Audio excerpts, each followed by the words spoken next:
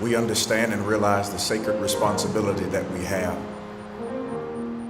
to play a role in forming and shaping the lives of the next generation. Help us to practice good stewardship. Help us to sow good seeds, for the fruit of our seeds will come later down the line. But we cannot be upset with a bad harvest if we planted bad seeds. The Weekend of Hope represents the interest and involvement of different parts of the community in this conversation about protecting and securing the future of our children. This community and this country needs you, right? Nobody's coming to save us. Nobody's gonna figure out a way to write a bill that's gonna fix everything. It's about us doing a little bit more. So when I got here and my son enrolled at Napier, and I was asking them, what resources do y'all have here? And they said, none. We can't get parents to come. I asked them, could I try? They said yes. I was sent to Napier Elementary School to try to meet the principal, make him an ally. But while I was there, I saw an ad or a flyer for a parents group. And I got there and Tiffany stood out immediately. She was the loudest voice in the room and the most prominent voice in the room, and she garnered respect. The first week we didn't get nobody to come. The second week we didn't get nobody to come. The third week we got like 3 parents to come. Then I asked her could I borrow her bullhorn for a weekend, and she said yes. So I used her bullhorn, and I think I woke a lot of people up out of their sleep. In my community of hope, we are all working together through the schools, through the courts, through the community to make sure that our children have the structure that they need, the love that they need, and the hope that they need to have a bright future. In my picture of we got 13 people to graduate our PTO classes, and we got the same 13 people to come to the Children's Hope for this weekend.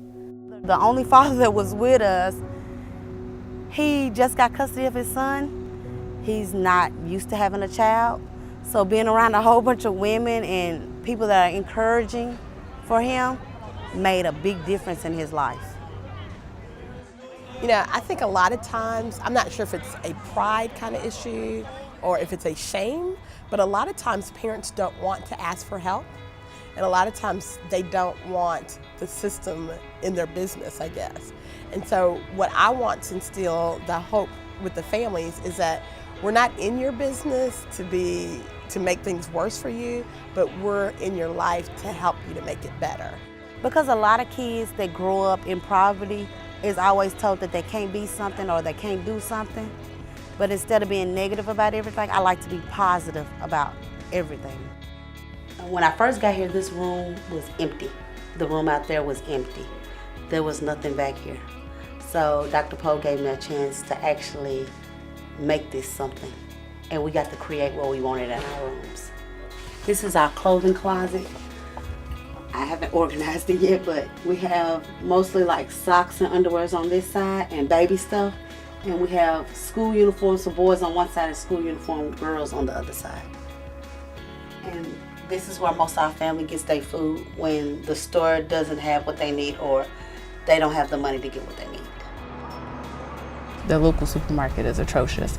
And they went through this process, and I said, well, if you could imagine in a perfect world what your new supermarket would look like? And I said, well, who would you contact? And so they learned about their state representatives and their council people and their school board, and so they knew who to name to write letters or make phone calls to. And I said, okay, so now y'all have the knowledge. What's stopping you? And one parent said, fear. And I said, well, fear of what? What are you afraid of? Fear of not being heard, fear of being rejected. But I said, okay, if that's one voice, imagine if all 15 of you guys called every day, wrote a letter. Could they ignore you? And then Tiffany, in her loud voice, said, absolutely not. We wouldn't let them ignore us. We would get our supermarket, and the room erupted.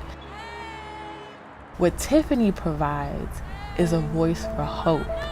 So if I had 10 Tiffany's in a neighborhood to just inject just a little bit into each person, there's no telling what this neighborhood could accomplish. Today, as we discuss empowering parents, what an awesome way to have that discussion over a meal. So we break bread together, which builds trust and camaraderie. What matters is we need a food, we need a grocery store. What matters is our children are being victimized on the way to school. Let's form that chain to get to school.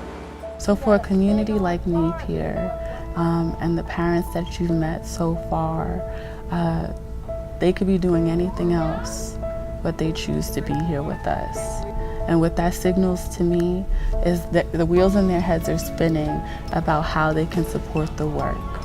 We do well in this community, especially with our children agencies, of sitting down at the table and discussing what all the problems are. But we don't do very well taking it past the table.